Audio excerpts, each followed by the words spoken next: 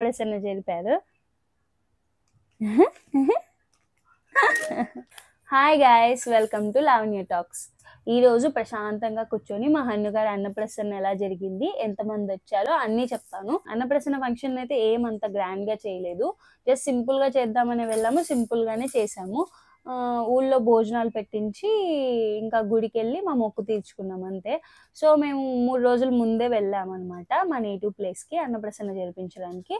So వెళ్ళిన next డేనే మేము గుడికి వెళ్ళి మొత్తం పూజలు అండ్ మా అత్తయ్య మొక్కుందనమాట, దేవుడికి 2 మేకలు ఇస్తా అనేసి మొక్కుంది.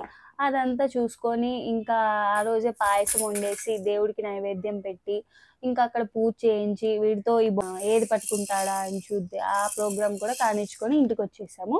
సో ఒకే రోజు అయితే మేము భోజనాలు అండ్ పూజ అంతా కానివ్వలేదు, కొంచెం మెస్సీగా ఉంటుంది అనేసి ఒక రోజేమో మేము గుడి దగ్గరికి వెళ్ళి పూజ చేసుకున్నాము, ఇంకో రోజేమో భోజనాలు పెట్టించుకున్నాము అంతే. సో ఆ రోజు గుడి దగ్గర జరిగిన గుడి దగ్గర అసలు చాలా మిస్ అయింది అనమాట. యాక్చువల్గా అసలే ఇది చలికాలము, అక్కడ పాయసం వండాలని మా అత్తయ్య మొక్కుకుంది. పాయసం వండాలి ప్లస్ మేక చెవులు ఉంటాయి కదా, అవి తెంపి తీసుకొస్తారనమాట.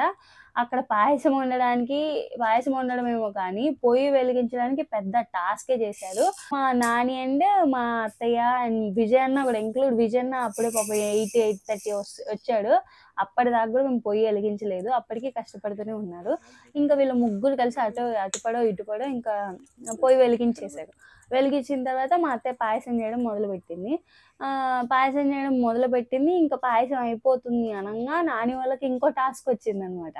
ఏంటంటే అక్కడ ఒక పెద్ద విగ్రహం ఉంటుంది, నాకంటే ఇంకో 2 ఇంచెస్ ఉంటుంది, 6 feet ఉంటుందా నాని ఆ విగ్రహం?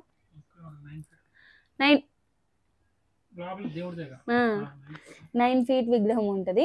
ఆ 9 feet విగ్రహంకి చాలా లేయర్స్ పసుపు ఉంటుంది, ఎందుకంటే జనాలు వచ్చేసి అంత పసుపు పూసి గంధం పూసి బొట్లు పెట్టుంటది.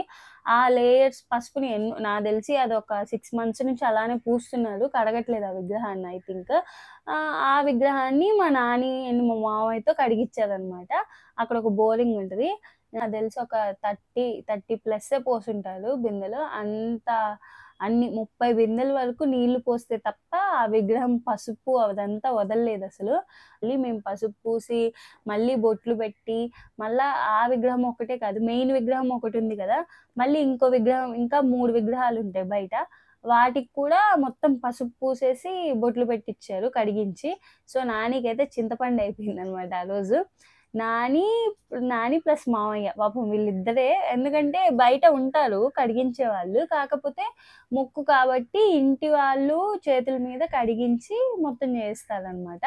సో అక్కడ ఇంకా అది అయిపోయిన తర్వాత దేవుడిని రెడీ చేసి దేవుడికి అలంకరించిన తర్వాత దేవుడికి పూజ కూడా చేసాము. ఏం చెప్తున్నావే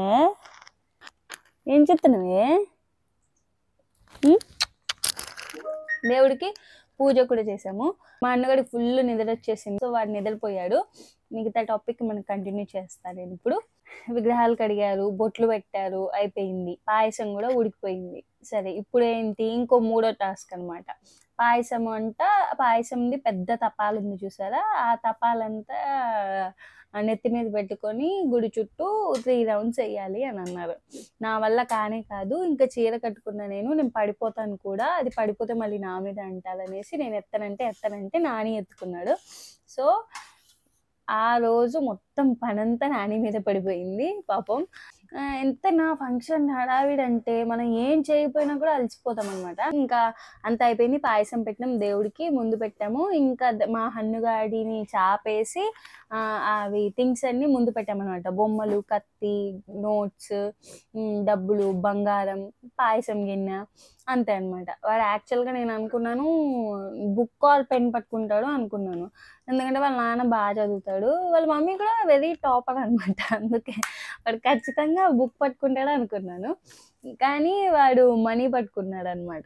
మనీ పట్టుకొని ఇంకా వాటినే చూస్తున్నాడు, ఇంకో వేరే వస్తువు దగ్గరకు కూడా వెళ్ళలేడు, వాడు మనీయే పట్టుకున్నాడు. వీడియోలో చూపిస్తాను నేను మీకు.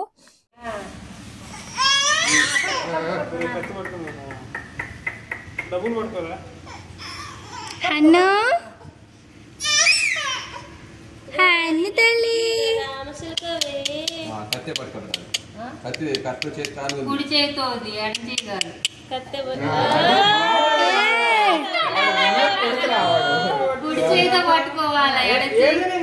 ఏం కాదులే, ఏ చేయతే మమ్మీ.